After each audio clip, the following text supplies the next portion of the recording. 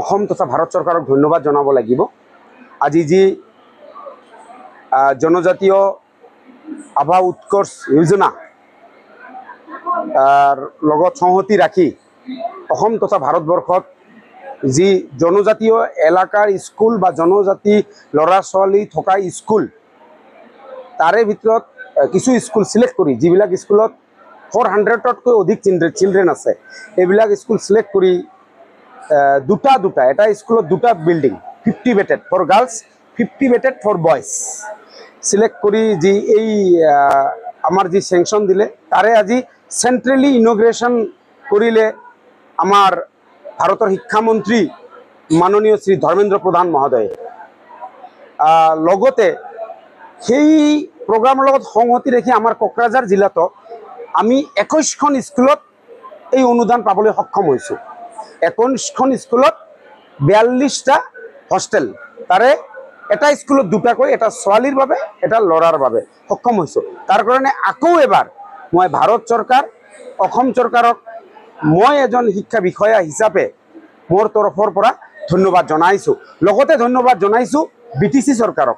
BTC চৰকাৰৰ যি এই প্ৰগ্ৰামটো ছাকচেছ কৰাৰ কাৰণে যি দিহা পৰামৰ্শ, তাৰ কাৰণেও BTC চৰকাৰক ধন্যবাদ জনাইছোঁ। লগতে BTCৰ শিক্ষা বিভাগকো, লগতে শিক্ষা সঞ্চালককো মই ধন্যবাদ জনাইছোঁ। আজি ভাৰত চৰকাৰৰ আঁচনি দ্বাৰা অনুদিত গ্ৰাম উৎকৰ্ষ অভিযানৰ অন্তৰ্গত 100 bedded boys and girls hostel জনজাতীয় অঞ্চলত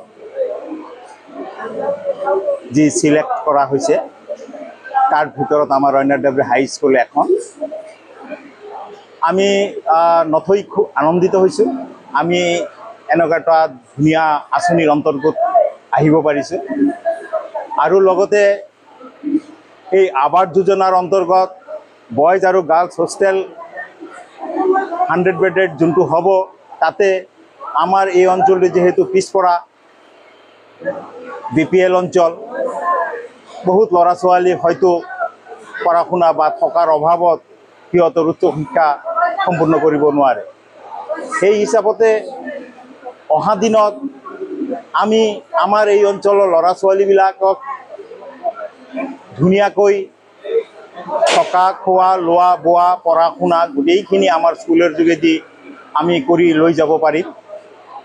তেখেতৰ জীৱন যাত্ৰা মান উন্নত কৰাৰ কাৰণে আমি যিমান শিক্ষা ব্যৱস্থা বা দান আমি উপযুক্তভাৱে কৰি লৈ যাব পাৰিম।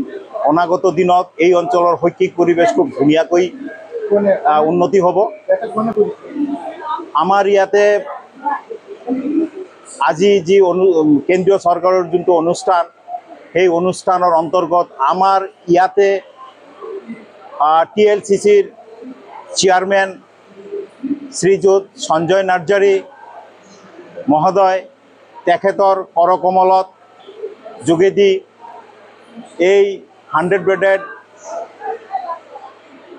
বয়জ এণ্ড গাৰ্লছ হোষ্টেল উন্মোচন কৰা হ'ল।